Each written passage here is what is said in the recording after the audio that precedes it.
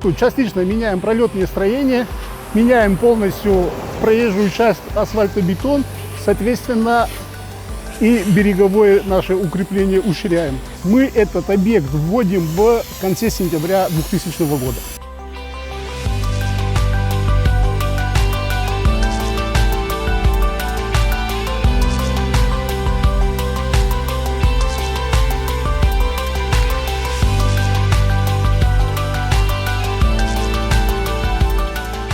У нас тут строительство мостового перехода, это новое строительство.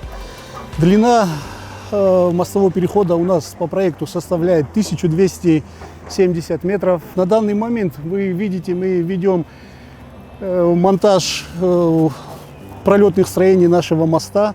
Мост по проекту у нас составляет 172 метра. Установим еще шумозащитное сооружение, это для ближайших домов. Вот.